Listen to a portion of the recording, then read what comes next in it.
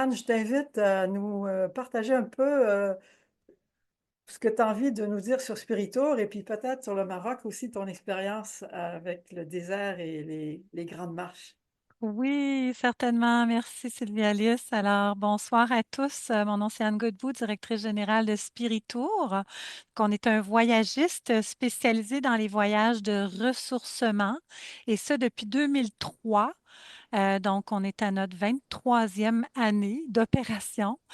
Et on organise des séjours au Maroc depuis presque 20 ans. C'est vraiment une destination phare chez Spiritour. Je suis une amoureuse du désert. Avant que je vous dise plus de détails là-dessus, peut-être juste un petit peu plus de détails là, par rapport donc à Spiritour. Donc, on est une agence spécialisée, comme je vous ai dit, dans les voyages de ressourcement. On a un souci de tourisme durable, solidaire des peuples et responsable. Très important pour nous. On est en cheminement vers une certification Travel Life. On est donc l'agence pionnière, je dirais, des voyages de ressourcement vraiment au Québec, là. Et puis, notre mission, c'est de permettre à des individus de s'arrêter pour faire le point dans leur vie, se ressourcer, favoriser la croissance personnelle et spirituelle dans le cadre d'un voyage. Et en même temps, ben, nos retraites contribuent à transformer positivement la vie des gens. Et ça, c'est à cause des témoignages qu'on peut se permettre de dire ça. On est titulaire d'un permis d'agent de voyage du Québec, ce qui fait que automatiquement, en vous inscrivant avec Marche Afghane Québec, en collaboration avec Spirito, ben, vous êtes protégé par le Fonds d'indemnisation des clients des agents de voyage. Qu'est-ce que c'est? C'est une protection financière qui vous couvre en cas ça ne remplace pas une assurance annulation, mais ça vous couvre si, exemple, il y aurait une faillite de la compagnie aérienne ou de l'agence de voyage ou bien une sécurité compromise, que ce soit guerre, terrorisme, hein, avec la situation actuelle, ça peut faire peur. Et donc, vous êtes couvert, admettons que ça arrivait, que le Maroc n'est pas du tout touché, mais admettons qu'il y aurait un avis gouvernemental d'éviter tout voyage non essentiel au Maroc avant que vous partiez, ben à ce moment-là, bien entendu, le voyage serait annulé, l'agence vous rembourserait tout ce qu'on pourrait, mais ces dernières minutes, des fois, il y a des fonds non remboursables, ben, vous êtes protégé, protection financière que tout le reste vous serait remboursé par le Fonds d'indemnisation des clients des agences de voyage qui est géré par l'Office de protection des consommateurs. C'est une protection financière extraordinaire. Puis en plus, présentement, c'est gratuit. C'est comme extraordinaire. Mais on vous encourage quand même à prendre des assurances personnelles. Ça, on pourra vous en reparler. Nous autres, on offre avec la Croix-Bleue. Et bien sûr, c'est optionnel. Si vous avez déjà des assurances, pas de problème. Assurez-vous d'être bien couvert quand même. C'est super important. Et nous, on est là si vous avez besoin d'assurance. Donc, on peut vous faire une soumission gratuitement. On peut envoyer un lien aussi, vous pouvez le faire en ligne. Mais nous, on est là pour vous assister dans tout ça, là, par rapport à votre protection en cas d'annulation ou en cas de maladie ou quoi que ce soit là, avant ou pendant le voyage et pour assurer aussi vos biens, vos bagages en cas de vol ou perte de bagages. Voilà, voilà, je pense que ça fait le tour. Donc, je disais, je suis une amoureuse du désert. J'ai eu la chance d'aller au désert du Sahara marocain à 2 reprises et j'ai vraiment eu un coup de cœur. À chaque fois que je vois des groupes partir, j'aurais le goût de repartir avec eux autres. Et vraiment, là-bas, vous êtes super bien encadré par Mohamed et toute son équipe de chameliers, cuisiniers. Vous êtes vraiment pris en charge. Il y a vraiment toute une équipe qui part avec vous dans le désert, des Berbères, donc un peuple autochtone super attachant, super gentil, très respectueux. Là, vous allez voir au début, là, souvent. Et, en tout cas, je ne veux pas rentrer dans les détails, mais tu sais, au début, là, ils vont manger chacun de leur côté. Puis à un moment donné, c'est comme, ben voyons, venez manger avec nous autres. Puis là, tu sais, ils se créent des liens, mais tranquillement, là, ils sont tellement respectueux. Puis on est vraiment traité là, aux petits oignons, là, la nourriture, on mange très bien. Mohamed, c'est un chef cuisinier. C'est son vrai métier, c'est ça, mais il fait des méharés avec des groupes, puis il adore ça parce que lui aussi, c'est un amoureux du désert. Là. C'est dans leur ADN, là, les Berbères. Là. Ils ont vécu pas comme de nomades longtemps. Ils connaissent le désert très, très bien. Et puis, vraiment, c'est bien encadré. Le soir, ben, ils font un feu, ils sortent les tam-tams. À chaque fois qu'on a une petite pause, ils sortent le thé à la menthe. C'est vraiment extraordinaire, vraiment. Alors, je vous le souhaite vraiment. Bien sûr, Sylvie Alice pourra vous donner plus de détails. Ils sont déjà allés, eux autres aussi, ils connaissent bien. Puis vous êtes tellement entre bonnes mains avec Marche Afghane Québec, Sylvie Alice, Pierre, avec Daniel et Lynn. Vous allez vraiment être en bonnes mains. C'est vraiment des personnes de cœur. Alors, voilà, je vous encourage à faire à vivre cette belle aventure, cette belle expérience. Donc, Anne, je t'invite à nous partager un peu ce que tu as envie de nous dire sur Spiritour et puis peut-être sur le Maroc aussi, ton expérience avec le désert et les grandes marches. Oui, certainement. Merci, Sylvie Alice. Alors, bonsoir à tous. Mon nom, c'est Anne Godbout, directrice générale de Spiritour. Donc, on est un voyagiste spécialisé dans les voyages de ressourcement et ça depuis 2003. Donc, on est à notre 23e année d'opération. Et on organise des séjours au Maroc depuis presque 20 ans. C'est vraiment une destination phare chez Spiritour. Je suis une amoureuse du désert. Avant que je vous dise plus de détails là-dessus, peut-être juste un petit peu plus de détails là, par rapport donc, à Spiritour. Donc, on est une agence spécialisée, comme je vous ai dit, dans les voyages de ressourcement. On a un souci de tourisme durable, solidaire des peuples et responsable. Très important pour nous.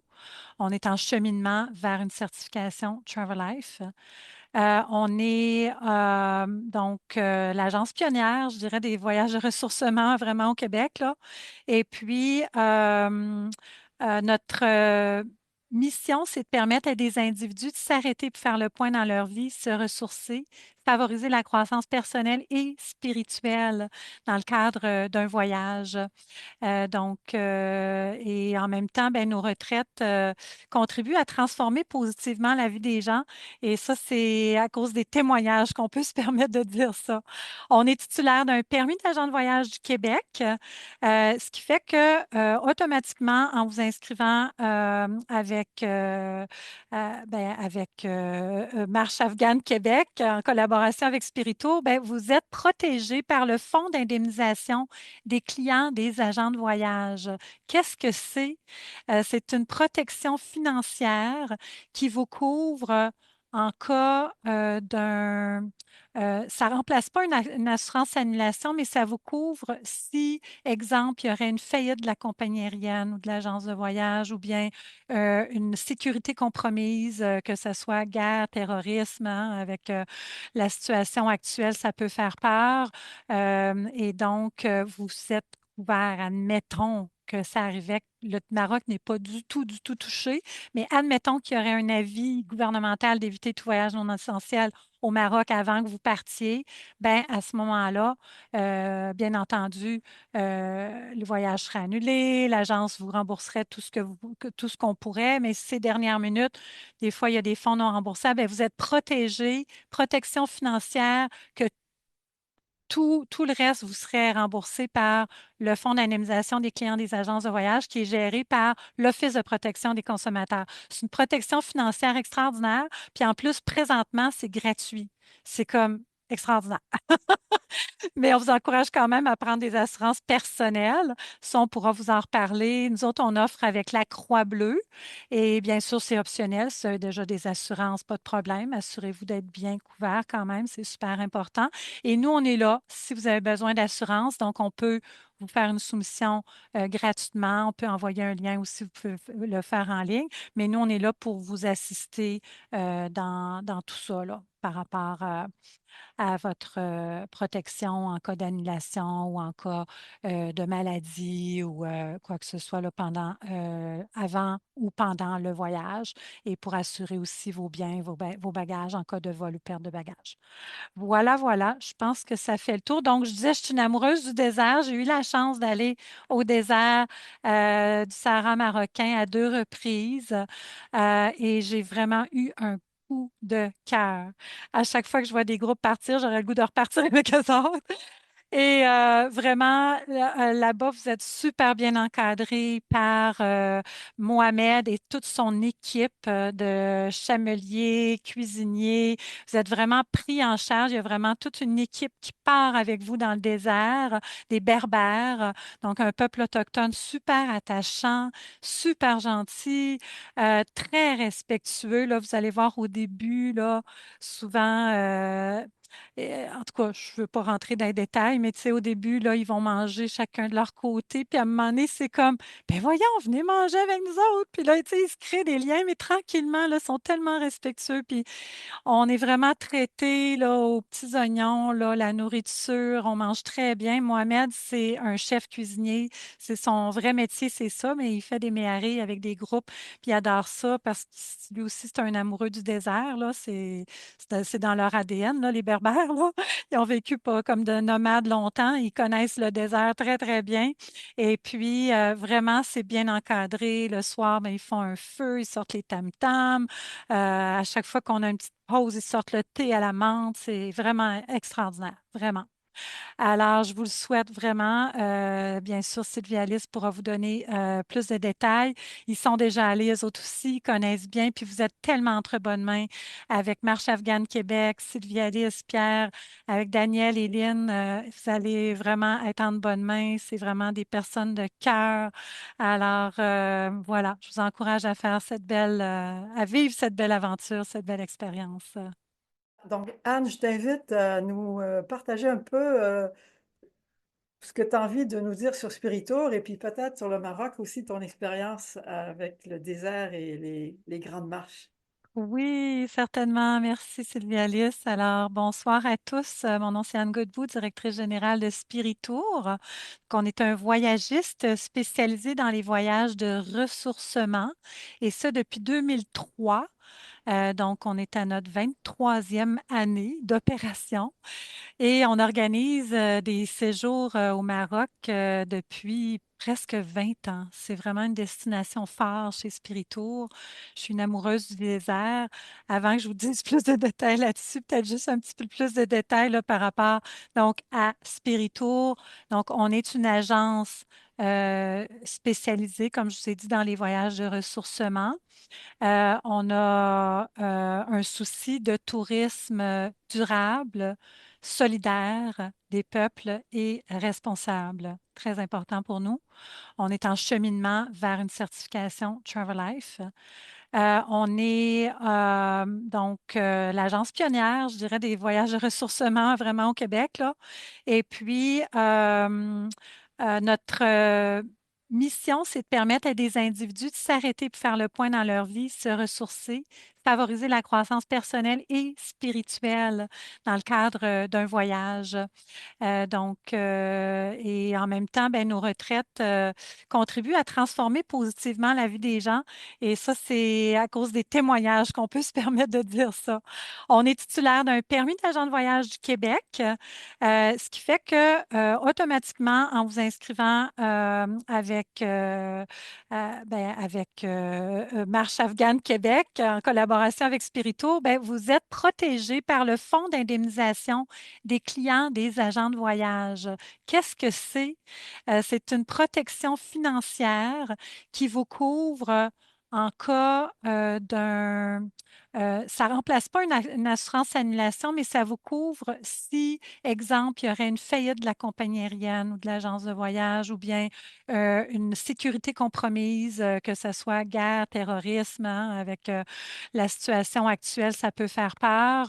Et donc, vous êtes couvert, admettons que ça arrivait, que le Maroc n'est pas du tout touché, mais admettons qu'il y aurait un avis gouvernemental d'éviter tout voyage non essentiel au Maroc avant que vous partiez, ben à ce moment-là, bien entendu, le voyage serait annulé, l'agence vous rembourserait tout ce qu'on pourrait, mais ces dernières minutes, des fois, il y a des fonds non remboursables, ben, vous êtes protégé, protection financière, que tout le reste vous serait remboursé par le Fonds d'indemnisation des clients des agences de voyage qui est géré par l'Office de protection des consommateurs. C'est une protection financière extraordinaire. Puis en plus, présentement, c'est gratuit.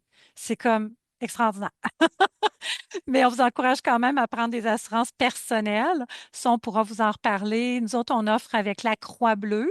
Et bien sûr, c'est optionnel. Si vous avez déjà des assurances, pas de problème. Assurez-vous d'être bien couvert quand même. C'est super important. Et nous, on est là si vous avez besoin d'assurance. Donc, on peut vous faire une soumission gratuitement. On peut envoyer un lien aussi, vous pouvez le faire en ligne. Mais nous, on est là pour vous assister dans tout ça, là, par rapport à votre protection en cas d'annulation ou en cas de maladie ou quoi que ce soit là, avant ou pendant le voyage et pour assurer aussi vos biens, vos bagages en cas de vol ou perte de bagages. Voilà, voilà, je pense que ça fait le tour. Donc, je disais, je suis une amoureuse du désert. J'ai eu la chance d'aller au désert du Sahara marocain à 2 reprises et j'ai vraiment eu un coup de cœur. À chaque fois que je vois des groupes partir, j'aurais le goût de repartir avec eux autres. Et vraiment, là-bas, vous êtes super bien encadré par Mohamed et toute son équipe de chameliers, cuisiniers. Vous êtes vraiment pris en charge. Il y a vraiment toute une équipe qui part avec vous dans le désert, des Berbères, donc un peuple autochtone super attachant, super gentil, très respectueux. Là, vous allez voir au début, là, souvent. En tout cas, je ne veux pas rentrer dans les détails, mais tu sais, au début, là, ils vont manger chacun de leur côté. Puis à un moment donné, c'est comme, ben voyons, venez manger avec nous autres. Puis là, tu sais, ils se créent des liens, mais tranquillement, là, ils sont tellement respectueux. Puis on est vraiment traité là, aux petits oignons, là, la nourriture, on mange très bien. Mohamed, c'est un chef cuisinier. C'est son vrai métier, c'est ça, mais il fait des méharés avec des groupes, puis il adore ça parce que lui aussi, c'est un amoureux du désert. Là. C'est dans leur ADN, là, les Berbères. Là. Ils ont vécu pas comme de nomades longtemps. Ils connaissent le désert très, très bien. Et puis, vraiment, c'est bien encadré. Le soir, ben, ils font un feu, ils sortent les tam-tams. À chaque fois qu'on a une petite pause, ils sortent le thé à la menthe. C'est vraiment extraordinaire, vraiment. Alors, je vous le souhaite vraiment. Bien sûr, Sylvie Alice pourra vous donner plus de détails. Ils sont déjà allés, eux autres aussi, ils connaissent bien. Puis vous êtes tellement entre bonnes mains avec Marche Afghane Québec, Sylvie Alice, Pierre, avec Daniel et Lynn. Vous allez vraiment être en bonnes mains. C'est vraiment des personnes de cœur. Alors, voilà, je vous encourage à faire à vivre cette belle aventure, cette belle expérience. Donc, moi, j'ai développé une passion du désert parce que j'ai vécu 5 ans au Maroc et puis j'ai eu l'occasion d'aller dans le désert. Et puis avec Spirito, ben, j'ai eu l'occasion aussi avec Pierre d'accompagner des groupes, ouais, notamment au Maroc. Et c'est un coup de cœur. Et puis cette année, j'ai connu Lynn et Daniel et je les ai invités à venir avec nous parce qu'ils font quelque chose d'extraordinaire qui est peu commun. Euh, Lynn appelle ça des cercles sacrés. C'est vraiment sacré. Des cercles sacrés de libération karmique. On va en parler tout à l'heure plus. Et c'est ce qu'on peut appeler aussi des constellations systémiques. Et puis Daniel, qui est son conjoint, ben lui, c'est très le fun, c'est un spécialiste des percussions. Et c'est un expert de l'improvisation. Alors, au désert, on va avoir beaucoup, ouais, de plaisir à justement se laisser aller à ce grand espace. Puis au Maroc, ben, il y a de la percussion partout, hein. C'est un pays très, comment je pourrais dire ça, Pierre? Très rythmé, très, très coloré. Oui, oui. Et puis Pierre, ben, il m'accompagne dans ces voyages-là parce qu'il y a il y a toute une affinité, une connaissance aussi de la marche afghane, mais aussi toute une joie d'accompagner les individus. On va en parler plus tout à l'heure lorsqu'on y va parler des itinéraires. Itinéraire. OK. Alors, si vous voulez bien, Moi, je commencerai par un tout petit paragraphe. Un petit paragraphe qui nous met un peu dans l'ambiance. Ce paragraphe-là, on le retrouve dans la programmation qu'on a fait pour notre voyage, mais je trouve il y a de la poésie dedans, et c'est pas juste de la poésie, c'est de la réalité aussi. Alors, je vous le lis. Marcher dans le désert est un rêve qui anime beaucoup de voyageurs. Et ça, moi, ça m'animait aussi il y a longtemps, beaucoup.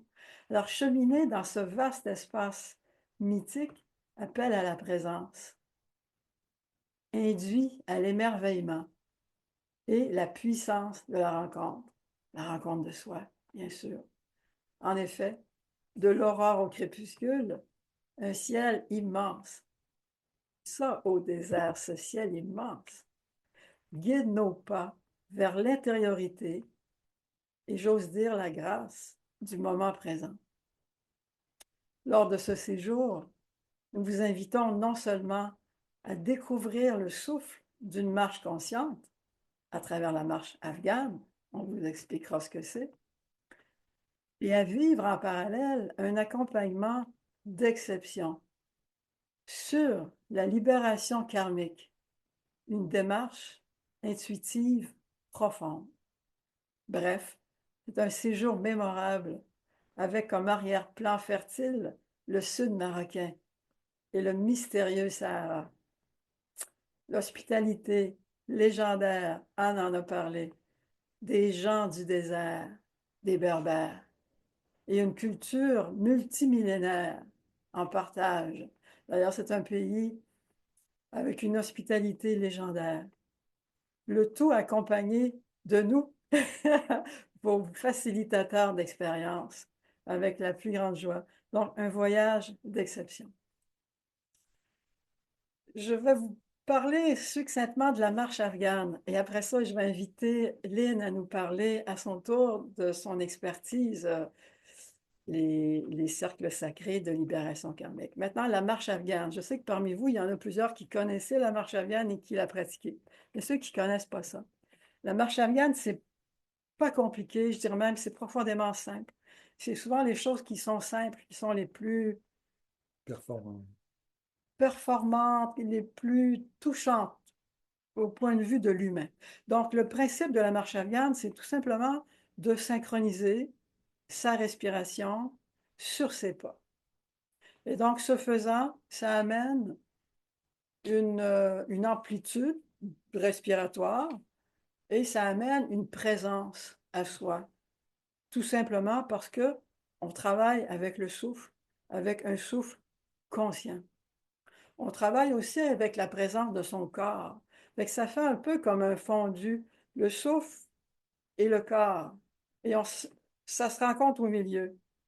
Et marcher de cette façon-là, dans un espace immense, vous pouvez le voir derrière nous, un espace immense où on ne voit que des dunes et où on peut marcher aussi de façon, on n'est pas, là on voit où les gens sont proches, mais des fois les gens ils sont relativement proches et des fois ils sont sur une autre dune. On fait toujours attention à ce qu'on se voit, mais on n'est pas obligé d'être collé-collé, même si on peut l'être. Donc on peut vivre ce voyage-là de marche dans un espace à soi, un espace intérieur. La marche se fait silencieusement. Euh, on parlera plus de comment se déroule une journée type. Il y a l'espace de silence, mais il y a plein d'espaces d'échange aussi. Puis avec Lynn et Daniel, il va y avoir des échanges profonds autrement. Et donc, la marche afghane, qu'est-ce qu'on peut dire d'autre, Pierre? Ben, la marche afghane, comme tu le disais Rapidement. tout à l'heure, c'est pas compliqué. Ça se fait facilement, puis c'est le plus beau cadeau qu'on peut avoir. Ben, tout le monde Voilà, respire, tout le monde ouais, marche. Puis avec ce type de marche, on fait un fondu. euh, D'ailleurs, la marche, on l'appelle afghane parce qu'elle est observée chez les caravaniers afghans. Ça, c'est une base. Donc, la base, c'est que c'est une marche d'abord qui est performante. Performante de quelle manière? Performante dans l'idée qu'elle économise notre énergie. Et donc, on peut marcher de longues marches en étant moins fatigué. On peut être dans un effort en donnant moins d'effort. Donc, notre cardiovasculaire, notre cardio-respiratoire, il est soutenu par une respiration cohérente, une respiration harmonieuse. Donc, il y a quelques rites en marche afghane qui sont subordonnés, c'est un choix qu'on fait, qui sont subordonnés à la topographie. Donc, c'est quoi le terrain? Est-ce que c'est à plat? Est-ce que ça monte? Et puis aussi, c'est subordonné à un choix qu'on fait parce qu'on veut induire un état physiologique. Et là, c'est souvent quand on parle de présence à soi et de marche consciente. Mais là, il y a certains rythmes, moi je les appelle les rythmes longs, où par défaut, on va entrer tout doucement dans un espace où justement on crée cet espace à soi, cette bulle. Donc, les personnes qui vont faire le voyage avec nous, Pierre et moi, on va donner une introduction avant le voyage, une introduction. euh, je pense que aussitôt que les groupes sont comblés, on peut le faire. Sinon, au maximum, ça aura lieu à la fin d'août. Donc, où on va donner une introduction à la marche afghane et aussi au principe de ce qu'on appelle la libération du souffle. La libération du souffle, c'est simplement une façon de libérer son souffle pour après être capable d'entrer dans une respiration rythmique de façon plus aisée, plus agréable. Euh, on parlera de la marche tout à l'heure, des difficultés de la marche. Il n'y a pas de grandes difficultés à la marche, mais on en parlera plus tard. Je pense que pour moi, dans un premier Ouais. temps, c'est bon. Je n'ai pas dit, dans la première heure, on vous fait une présentation succincte et on prend une petite pause et puis après ça, on se donne une demi-heure, plus ou moins, questions-réponses. Donc, prenez des notes et puis on répondra à toutes vos questions après. Maintenant, moi, je vais inviter ma belle amie Lynn et Daniel aussi, parce que tous les deux travaillent dans les constellations systémiques. Daniel, en plus, Lynn est en plus de beaucoup, beaucoup, elle dira, mais Daniel, en plus, lui, est spécialiste aussi des percussions. Donc, on vous écoute, mes amis. Qu'est-ce que c'est les cercles sacrés de libération karmique? Oui, d'accord. Alors, je me présente. Je suis facilitatrice en constellation systémique que j'ai nommé en fait Cercle sacré de libération karmique parce que je me suis rendu compte que, étant accompagnante à la naissance, étant dans les soins depuis 24 ans, je me suis rendu compte que la femme médecine que je suis amenait beaucoup plus que la libération des liens familiaux. Je travaille beaucoup avec l'empreinte de naissance, donc cette programmation qu'on reçoit dès 9 mois avant la conception, donc tout ce qui entoure la le contexte dans lequel on vient au monde a un impact sur nous. Donc tout ce qui est karmique en fait, parce que on a en nous la somme de toutes nos vies antérieures, de tout ce que on a d'acquis aussi. Donc le karma, ce n'est pas une fatalité, c'est des enjeux qu'on a choisis dans cette vie-ci. Puis moi, ce que j'amène, c'est que défaire les chaînes du passé pour amener, c'est pas à cause de, mais grâce à que je deviens dans mon présent et mon futur ce que je veux devenir. Donc, c'est vraiment la libération des liens ancestraux, des liens de vie antérieure aussi. Donc, c'est pour ça que j'ai changé un peu le nom des constellations parce que je me suis rendu compte que, ben, ouais, je suis une femme médecine qui amène une couleur chamanique dans ce que je fais comme accompagnement. Donc, je suis une accompagnante dans l'âme et pour moi, ma passion, c'est l'humain, en fait. C'est d'amener à un plus, à dépasser ce qu'on pense limitatif dans notre vie. Et c'est une méthode qui est assez, c'est un outil qui est très, très puissant, qui est très doux aussi. Donc, on arrive à défaire ces liens-là en prenant conscience et ben, c'est vraiment un privilège que de pouvoir faire ça dans le désert, dans le silence du désert, dans ce qui nous amène à l'intérieur de soi. Quand Sylvie Alice m'a parlé de ça, là, j'avais déjà, en fait, on avait transité au Maroc et je me disais, ah, mais moi, je vais revenir ici, c'est sûr que je vais revenir. Je le sentais. Et j'ai eu un appel de l'âme, un appel du cœur. Et en fait, les participants, ceux qui viendront avec nous, auront le privilège de le vivre en groupe, de vivre ces libérations-là en groupe selon les thèmes choisis ou en individuel. Donc, Daniel et moi, on est facilitateurs. Moi, je suis facilitatrice depuis 12 ans, en fait, puis ça fait 4 ans que je forme. J'aurai à date une cinquantaine de facilitateurs de formés et j'avoue que mes élèves, ils sont bons.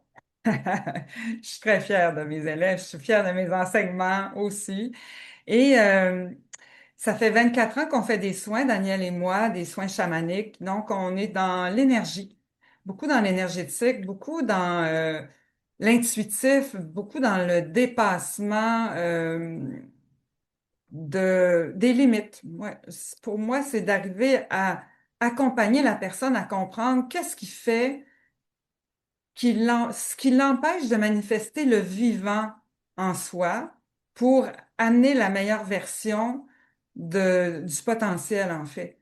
Donc, ça va être une rencontre de soi à travers le silence intérieur et ce qui nous entoure. Donc, je pense que ça va être une belle aventure, un beau chemin initiatique.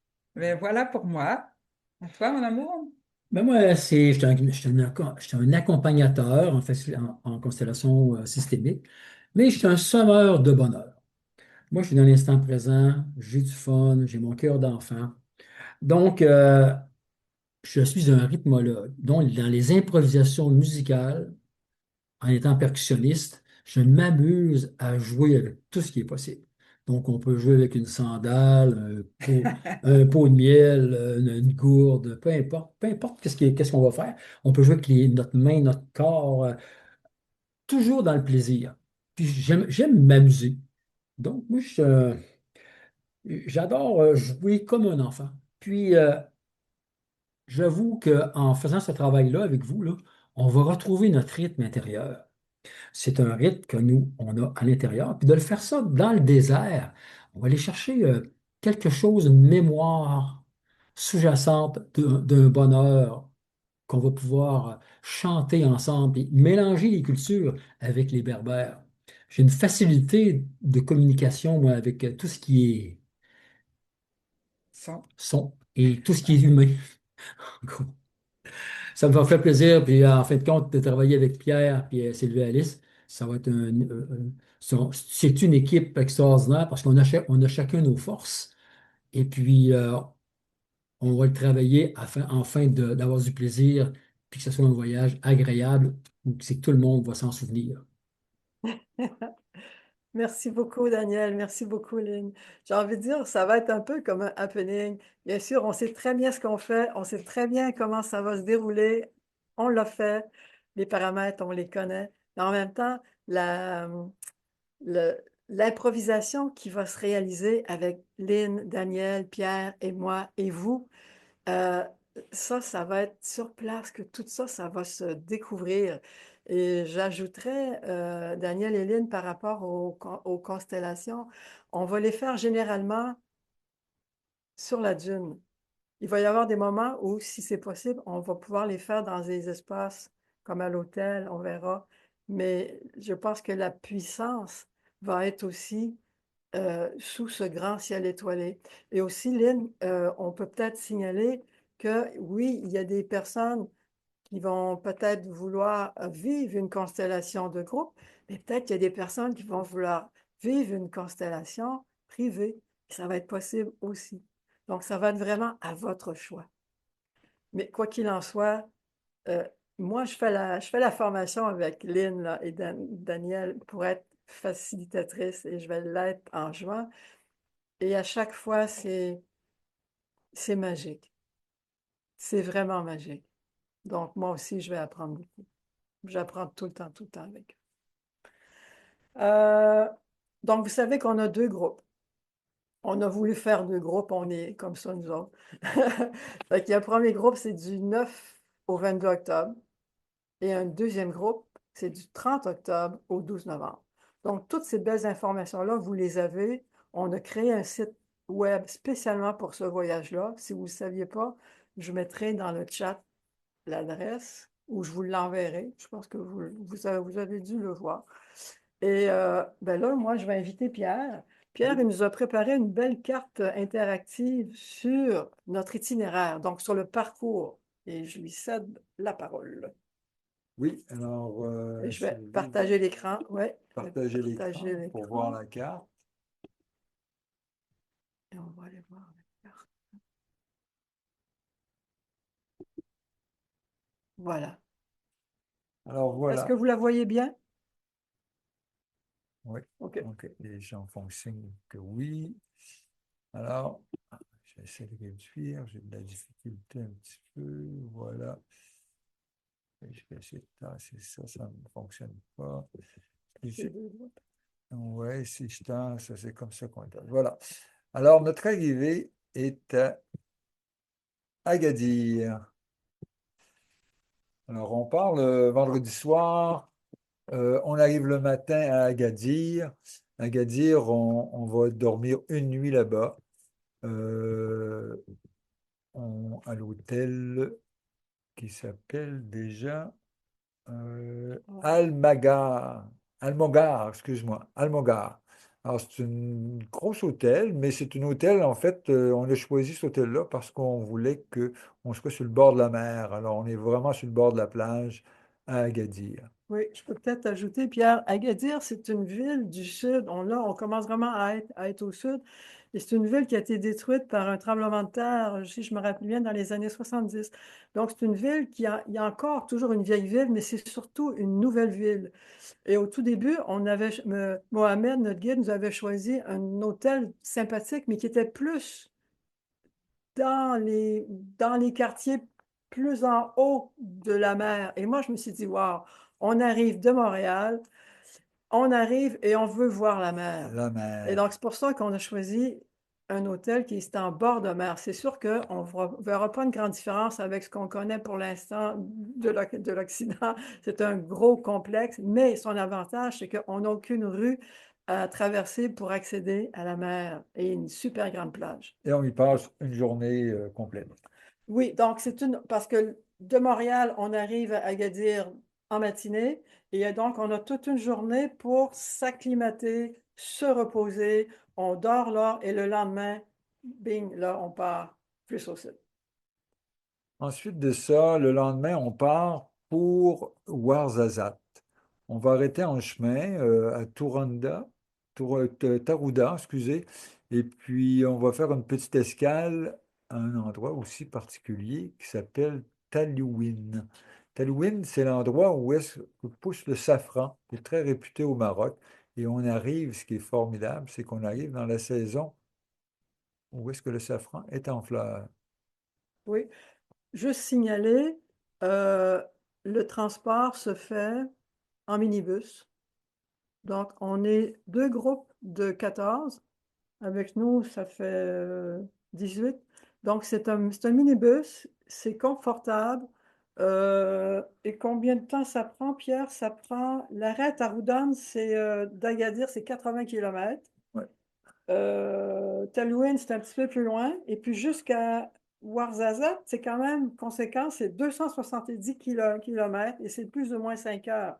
Ça veut dire qu'en tout, cette journée-là, ben, c'est plus ou moins 5-6 heures de route. Mais c'est dans un paysage spectaculaire. Spectaculaire. Spectaculaire. Alors, on poursuit pour se rendre à Ouarzazate. Ouarzazate, on arrive dans un hôtel qui est l'écologe Palmeraie, qu'on voit ici. Ça prend un petit peu de temps. Mm. Alors, c'est un écologe quand même particulier parce que l'écologe se trouve à avoir en fait des yourtes. On en voit une ici en arrière. Des yourtes en fait qui sont faits en argile. Oui. Là, c'est Et, très, très différent d'Agadir. On tombe ouais, vraiment dans l'environnement du sud. Déjà, on goûte un peu à ce que sera le ouais, désert et c'est des maisonnettes en terre battue, mais en même temps, il y a de la beauté là-dedans. Vous voyez, il y a une grande salle. Donc, c'est un complexe avec des petites maisons qui sont les chambres, mais aussi avec des espaces communs confortable. On a choisi cet hôtel-là parce qu'il était à l'extérieur, légèrement de la ville. Je ne sais pas si tu as des photos, Pierre. Il y a une piscine, il y a de la, il y a de la végétation autour. Fait qu'on arrive de quand même 6 heures de route. Euh, Ça va être bienvenu. Et ça me semble très beau. C'est la première fois qu'on ira, mais je pense que ça va être Ouais, mais Mohamed, le très, guide très beau. là-bas, Est allé, est allé effectivement. visiter. Oui, tout est Et puis, parfait. c'est sûr qu'on y passe pas beaucoup de temps parce qu'on arrive quand même en fin de journée et puis on repart le lendemain matin. Mais ça nous permet, avec la piscine, peut-être de se rafraîchir et puis de passer une bonne nuit. C'est ça. Et puis, si on a le temps, il y aura un atelier sur la poursuite de l'introduction à la marche afghane. Parce que les jours qui vont suivre, euh, notre chat veut absolument sortir. Tu la Je vais faire ça, faire moi. sortir? La petite chatte, elle veut absolument sortir dehors. Alors, hein, euh, donc, c'est ça, à cette éco-lodge, possiblement qu'on va pouvoir faire une initiation à la libération du souffle. C'est quelques exercices, puis aussi revoir quelques éléments de la marche afghane. Parce que comme je disais, le lendemain, ben là, c'est notre premier coucher dans le désert, c'est le lendemain. Alors voilà pour Ouarzazate. Ouarzazate, le lendemain matin, on part et on se dirige vers Hamid. Hamid qui se trouve être l'entrée en fait du désert. On va s'arrêter en route pour manger, probablement à Zagora, qu'on s'arrête en route pour manger. Ensuite de ça, ici, je ne sais pas si tout le monde voit, ici c'est Zagora. Hamid est ici. Alors, Hamid, c'est l'entrée du désert. Oui, on l'appelle la porte du désert, Ouais, Mamid. et puis on se rend à Mamid, toujours en minibus, Oui, mais à partir de Mamid, pour rentrer dans le désert, on va partir en 4x4. Alors, il va y avoir plusieurs 4x4 pour les 18 personnes. C'est Mohamed qui s'occupe de ça. Et puis, je pense que j'ai une autre photo là-dessus. Voilà. oui. Alors, ça, c'est une Donc, les photo 4x4, ça ressemble à ça. qu'on avait pris en 2019. Alors, on se préparait à partir de Hamid. Donc, c'est de Ouarzazate vers Mamid. Et entre les deux, on va s'arrêter à Zagora, qui est une très belle ville. D'ailleurs, Ouais, au qui est retour ici. du Méharé, on va passer une nuit à Zagora. Mais pour l'instant, on dîne là, c'est-à-dire on mange là et on poursuit en 4x4 jusqu'à Mamid. Ouais, Et là, on va vraiment toucher les dunes. Et ce sera notre première nuit au désert. au désert, c'est ça. Et puis, alors ici, quand on regarde sur le parcours que j'ai fait, tout ce qui est en orange ici, c'est le séjour qu'on passe dans le désert. C'est la Méharé, C'est à la pied. Méharée. Alors, on passe 7 jours dans le désert, Cette nuit, oui. 7 nuits dans le désert. Et ici, j'ai quelques... Chaque nuit, un endroit différent. Donc, c'est des bivouacs. C'est notre équipe. On voit des belles images de l'époque, là. C'est l'équipe des Berbères qui installe les grandes tentes. Il y a un cuisinier. On est vraiment accompagné dans tous nos besoins. On a ici une des photos où est-ce que en fait le cuisinier, je ne sais pas si on le voit de côté, il prépare un pain. Ouais. Ici, on a Mohamed qui est là, Mohamed qui est là, ouais. et puis avec du thé, Les chameliers. et puis ils font du pain dans le sable. Ah, C'est c'est quand même extraordinaire. très, très, très bon pain. On continue. Ouais. Ça, c'est le matin. Le Le petit matin, déjeuner. le petit déjeuner qui se trouve, c'est ça, directement sur le sable, mais il nous prépare ça. Il y a des grands tapis, comme disait Anne tout à l'heure. On est choyé, on mange bien, il y a tout ce qu'il faut le matin. Et puis, on se prépare après le déjeuner pour la marche, continuer la marche dans le désert. Et toujours, quand on est dans le désert, à la fin, chaque journée a ses moments de marche. C'est divisé en deux blocs. d'à peu près 2 heures chaque bloc, avec Ouais, une pause entre les deux. ouais, Et puis après ça, on bivouac, c'est-à-dire qu'on arrive et les chameliers ont déjà préparé notre bivouac. Et nous, on s'installe sous la grande tente. Et c'est à ce moment-là qu'on va vivre les constellations, soit sous la tente ou soit un peu plus tard, parce que quand on arrête, il est à peu près 2 heures, euh, soit sous le ciel étoilé. Mais on en reparlera mieux tout à l'heure.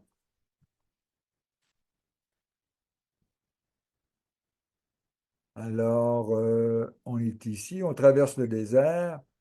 Ensuite de ça, excusez, on arrive après la traversée du désert complète. Il faut dire qu'aussi dans le désert, on rencontre des endroits où est-ce qu'il y a des puits d'eau.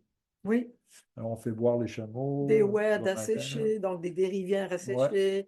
Euh, on a trouvé beaucoup de coquilles d'autruche. J'ai ouais, même trouvé une vraie coquille de mer, ouais. parce que les déserts, apparemment, c'était des anciennes Des mers. anciennes mers, tout à Euh, fait. Ouais. c'est étonnant tout ce qu'on peut voir dans le désert avec si peu d'objets, semble-t-il, mais chaque objet prend une valeur extraordinaire.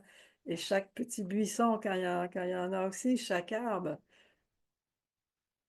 Alors, Fumzigig, ouais. on arrive à Fumzigig, qui se trouve à être le campement de Mohammed. C'est un campement fixe. Ouais, c'est un campement fixe. On Et- voit Mohamed qui est là, ouais, à droite, il était à l'époque avec son neveu. ouais. Et puis là, il y a les petites cabines ici qui sont en terre, en terre. Ensuite de ça, on a ici, je ne sais pas si je vais avoir accès. Peut-être que je peux lancer Un petit peu ça. bougé. Non. Ah, mais je sais. Ah, il y en a seulement qu'une. Ouais. Ah, ah. Alors là, on reste là encore là. Ben, là, on peut Une prendre une nuit. douche. On peut prendre une douche aussi. Oui, oui. C'est À extraordinaire. ce moment-là, on prend une douche au camp fixe de Fumzigid Ouais. de Mohamed. Et là, on le voit pas là, mais il y a un très bel espace, c'est la salle à manger, très grande, où on va pouvoir faire des constellations aussi. Aussi. Et Et puis aussi, dans ce lieu-là, il y a les grandes dunes. Tu te rappelles? oui, Bon après-midi, quand le soleil est moins chaud, et on s'attelle ceux qui le veulent à monter à pied la grande dune. Et c'est quelque chose. ah oui, c'est une dune qui est très très haute, mais qui est Et c'est le où est-ce qu'on a rendez-vous de ouais, beaucoup de gens. Ouais. ouais. On voit de la dune, on voit les frontières algériennes. Ouais. Alors, Et là, c'est la dernière nuit au désert. ouais, c'est un grossi. Mais- Ouais. oups. Alors, on est ici à Fumdigid, et puis on repart. Est-ce que c'est le lendemain qu'on repart, Oui, Sylvie? Ouais. oui, c'est le lendemain, en On, rep- 4x4. on repart le lendemain en 4x4. Alors, c'est la ligne rouge qu'il y a ici. Et puis, on se dirige vers, D'accord. vers Zagora. Zagora qui est ici. C'est une très belle ville, vraiment. Une vieille ville. Est-ce que j'ai mis les photos ici. Alors, à Zagora, on arrive à l'hôtel Tinsulin, qui est un grand hôtel qu'on a visité déjà. Oui, c'est un bel hôtel. C'est typique aussi. Il y a une piscine, mais tout le reste est très typique, mais très Ouais, beau. C'est vraiment agréable. très agréable. Et puis, on avait mangé le soir sur le bord de la piscine. J'ai une Ouais, photo, je pense, ici. ouais. La Voilà. piscine, c'était comme un jardin intérieur. Ouais. Mm, On est traités comme des rois oui. et des reines. Ça, c'est les chambres de l'hôtel Tinsulin. Elles sont toutes différentes, si je me rappelle bien. Ouais, voilà. Alors ici, à Zagora, on passe, c'est la journée 11. C'est Alors la on passe une journée. nuit.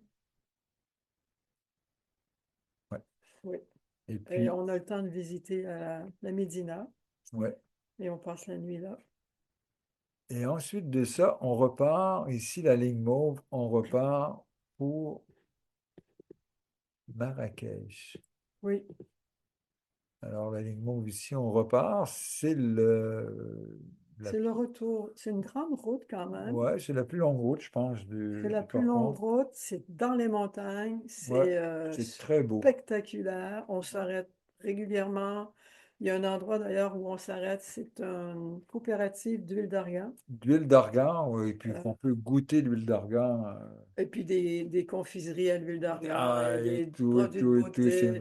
Mais c'est tout le long formidable. du trajet, on s'arrête régulièrement à des Ouais, endroits qui sont vraiment traditionnels. ouais. Ouais, Alors à Marrakech, ici on voit l'hôtel à Marrakech.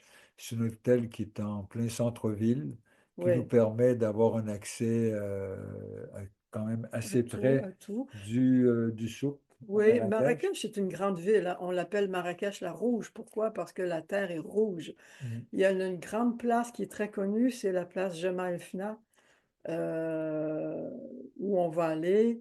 Il y a beaucoup, beaucoup à voir à Marrakech. Et moi, j'ai souhaité que Marrakech, ce soit la dernière ville que l'on visite. Pourquoi?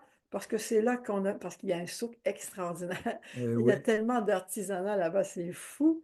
Et je me suis dit, il faut que ce soit le dernier lieu qu'on voit pour qu'on puisse justement ramener tous nos souvenirs, tous nos cadeaux si on veut en faire, et de pas s'alourdir lorsqu'on marche au désert avec ça. C'est vraiment, ça va être la place. Et aussi, euh, moi, quand j'habitais au Maroc, j'adorais aller au spa. Et c'est le hammam là-bas. Et dans nos voyages, on a amené les groupes au hammam. Alors, les femmes sont dans un espace, les hommes sont dans un autre espace. Et à Marrakech, il y a un hammam traditionnel. Et c'est vraiment une expérience. Les gens qui veulent le vivre, c'est quelque chose que je vous invite, ceux qui vont venir, à expérimenter ça. C'est unique. Et donc, à Marrakech, on va vivre ça, on va vivre la ville, la vieille ville. pour ce qui est au niveau des spas, ce qui est particulier, c'est que ça se trouve à être, je ne sais pas si les gens connaissent, mais en fait, c'est de la vapeur, principalement de la Oui, oui, vapeur. oui, oui. Ouais. Le hammam, Ouais. c'est ce qu'on appelle C'est pas sec, les bains c'est humides. humide, voilà. Ouais. Oui, Alors ici, j'avais aussi, ici, je présentais les chambres. C'était des chambres de bon, l'hôtel. c'est des chambres conventionnelles, Ouais. confortables. Donc, Alors voilà, on voilà. passe quand même, on passe 2 jours, on passe une journée complète à Oui, Marrakech. oui. C'est On ça. arrive en fin de journée, on dort là et on passe une journée complète et on dort encore là. Et ce qui est le fun, c'est qu'on a des vols directs. Donc, quand on arrive, c'est Montréal-Agadir et quand on repart, c'est Marrakech-Montréal. Ah, ça, c'est génial. Pas d'attente. Nous, on avait vécu des attentes quand même de plusieurs heures entre Ouarzazate, Ouais, Casa, il attendre y avait plusieurs longtemps vols. avant de repartir. Là, c'est direct et ça, c'est vraiment chouette. Et on va C'est ce qu'on a choisi. voyager avec Royal Air Maroc, que Ouais, Pierre adore. moi j'adore à Royal Air Maroc parce que encore là, on est très bien traité, on a tous les repas, un petit oreiller, on a même des chaussons, on- il y a tout ce qu'il faut finalement. Ils sont très, très gentils, Très les agréable. personnes à bord. Ouais. Merci beaucoup, Pierre. Donc, ça, c'est l'itinéraire, parcours général, grossier, là. Euh, Dans notre voyage, on a des moments forts et ce qu'on appelle à Spirito des moments plus. Je vais juste vous les lire et puis il y aura des questions peut-être tout à l'heure. Donc, moment fort, on parle de libération du souffle et marche consciente dans le désert. Pour moi, ça fait vraiment partie des moments forts, des moments puissants de ce voyage-là. Un autre moment puissant, l'exploration de patterns transgénérationnels limitants. On parle des cercles sacrés de libération karmique. C'est aussi des moments extraordinaires. Ce sera la première fois qu'on va faire ça dans le désert. On va le découvrir avec vous, mais moi, je sais que dans un espace au Québec. C'est extraordinaire. Et je peux que m'imaginer ce que ça peut être dans un espace à ciel ouvert, naturel comme le désert. Ah! Un autre moment fort, les visites dans les villes, bien sûr, Marrakech, Ouarzazate, Zagora, Agadir, Taroudant.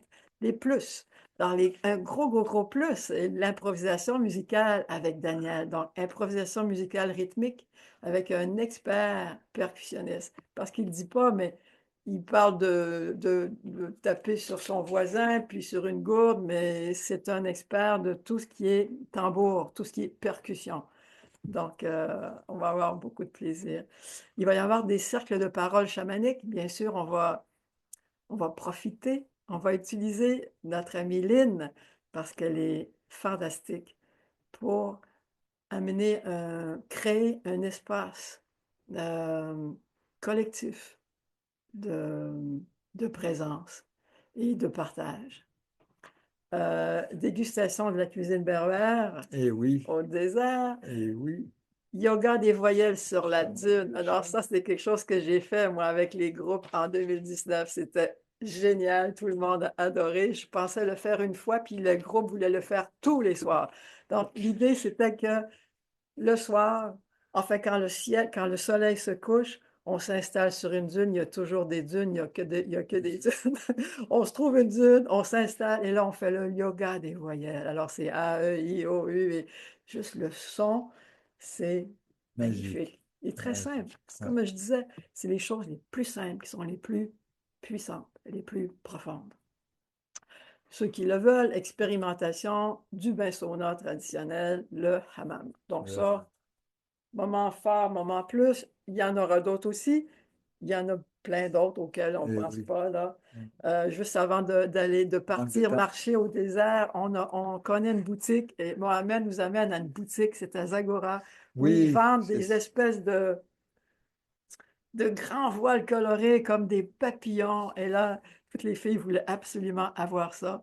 Et il y a les djellabas pour les pour les hommes. djellabas. On en voit On en les arrière voit, de là. nous. Ouais. On les voit. Mais les Ouais. colorés, mais j'ai fait une vidéo et dans la vidéo, on voit les femmes. Mais moi, j'en porte un Et les aussi. turbans, c'est Et bien. les avec turbans. Et les turbans pour la chaleur. On va Au parler des désert. infos pratiques, là, de la chaleur, tout ça. Puis Ouais. tout cet attirail-là, traditionnel, sympa et utile aussi. Il est utile parce que ça nous protège. Ouais. Donc voilà, je regarde les choses dont je voulais vous parler. Je pense qu'on a fait pas mal le tour. Moment fort, c'est bon. Les infos pratiques, quelle heure il est? On est dans le temps. Il est 50. OK. 48. 8h48. C'est bon, ça? Ouais. On a un petit quart d'heure pour parler des infos pratiques. Ça vous va? Puis après ça, on se fera une petite pause et puis on répondra à toutes vos questions. Donc, les infos pratiques, l'hébergement, bon, on a vu tout à l'heure, il y a 7 nuits dans le désert, donc 7 moments de bivouac, et il y a 5 nuits à l'hôtel. Une nuit chaque hôtel, sauf à Marrakech où il y a 2 nuits. Moyen de transport, ben, on en a parlé rapidement, c'est le minibus et puis c'est les 4x4. Ouais. Les 4x4, c'est avec des conducteurs berbères souvent, des Marocains, des experts là, qui roulent souvent. Et, oui. J'ajouterais un moyen de transport aussi, le dromadaire, Ah, parce qu'on a les dromadaires, il y a toujours des dromadaires qui nous suivent, 2 dromadaires qui nous suivent dans le désert à la marche, parce qu'il y a plusieurs dromadaires qui transportent les bagages, tout ça, mais ils ne nous suivent pas dans la marche. Ils vont transporter les tentes, tout ça, les bagages de chaque personne, parce qu'on n'a pas à transporter nos bagages. Et puis si éventuellement quelqu'un est fatigué ou pour quoi que ce soit, il aurait le goût de ne plus marcher. Alors, il y a un dromadaire qui est là, qui est disponible, et puis un ou deux, là, et ouais, puis qu'on peut utiliser. Alors, voilà. absolument. Merci, c'est un moyen de transport et il est essentiel. Ouais. La nourriture, ben, on mange 3 fois par jour, matin. Midi, c'est plutôt une pause. Ben non, Ouais. on mange matin, midi, soir. Le midi, c'est vraiment plus léger, c'est Ouais. beaucoup de fruits et toujours du thé, hein. Le thé, il est toujours là, le thé à la menthe servi à la marocaine. Et moi, je sais faire aussi. La langue, ben, c'est le français. Il y a les Berbères qui parlent, c'est quoi leur langue? C'est les Hamazirs, parce que les Berbères du sud du Maroc, c'est les Hamazirs. Et c'est un, c'est du berbère, c'est un type de, Dialecte ou non, c'est pas un dialecte. je sais pas comment, je veux pas dire de bêtises, mais en tout cas, les Amazirs, c'est vraiment c'était les premiers habitants de cette région-là. Ils sont très fiers de leur bagage ancestral, de leur bagage traditionnel. Ils sont beaux. Euh, et puis ils savent nous accueillir aussi. Ils comprennent aussi on est différents dans notre culture et puis ils veulent nous faire connaître leur culture. À un moment donné, on est allé dans un village, sais-tu, à Mamid. En tout cas, on nous avait amenés dans une école où il y avait des petits-enfants qui récitaient le Coran. Ouais. Il n'y a pas de prosélytisme, là. Personne ne veut vous convaincre d'absolument rien, mais c'est juste que on nous montre différents aspects. On a vu un village où il y avait, ils faisaient de la céramique, Oui, des potiers. des potiers. Donc, il y a plein de choses dont on ne vous parle pas, mais Ça, c'était à on Hamid, ça, ce que voit je me beaucoup de souviens. choses. Ouais. Mohamed, il nous surprend des fois. Il nous dit, ah voilà, on va aller voir ça parce qu'on passe tout près. On y va.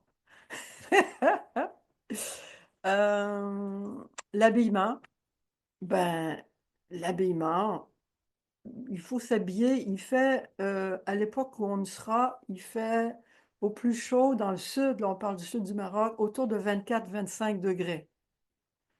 Bien sûr, au sol, il peut faire plus chaud à midi, 2 heures, il va faire plus chaud. Mais nous, dans le temps qu'on marche, on part marcher à peu près vers 9 heures. Ouais. 8h30, Euh, 9h, et puis on arrête vers 1h30, deux c'est heures ça. maximum. Fait qu'on arrête, il commence à faire bien chaud et on se protège sous la grande tente. Ouais. Hmm. Mais, Donc, en fait, chaleur, il y a la nuit aussi. La nuit, ça peut oui, tomber à 12 degrés. oui, C'est pour ça qu'on demande d'amener des sacs de couchage qui chaque peuvent. personne amène son propre sac de couchage. Par ailleurs, pour tout le reste, c'est là. Il y a des petites tentes.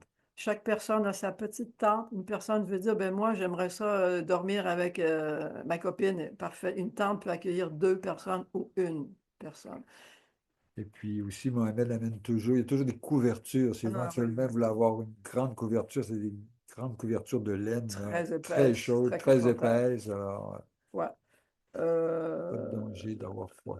bon, j'y vais rapidement parce que le détail, on va le partager aux personnes qui vont venir. Là, c'est juste pour vous donner une idée.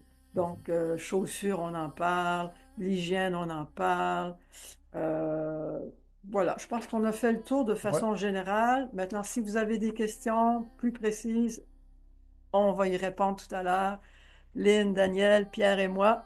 Et puis là, si vous êtes d'accord, on va se faire une petite pause d'à peu près 10 minutes. Ça vous va?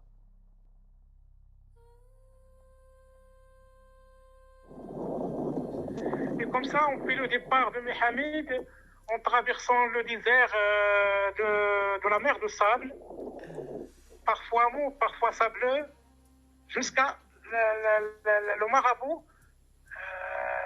le marabout Sidi Naji.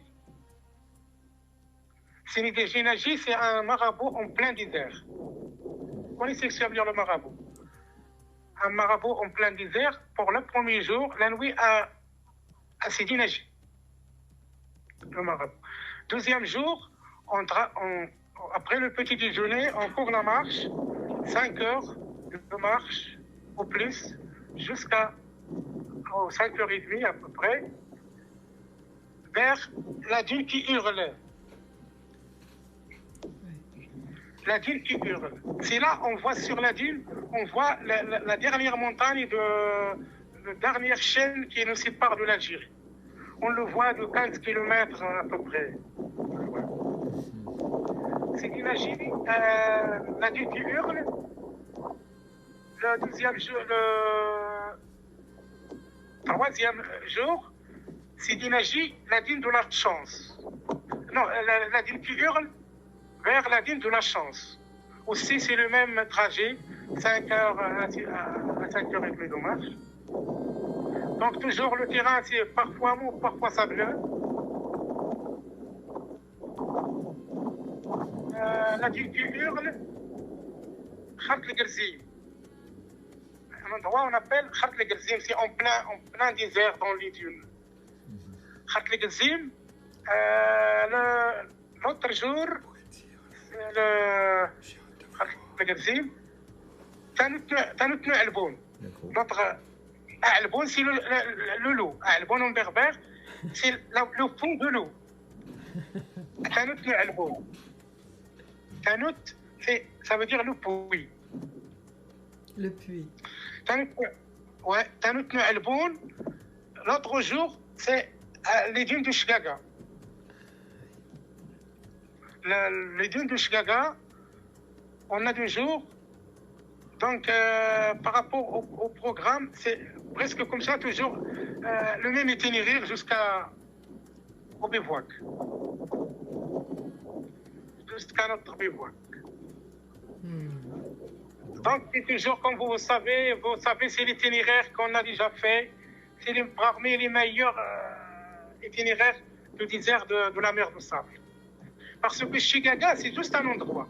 Mais la mer des Sables, c'est très grand. Et nous, on sait les étapes, les noms des étapes.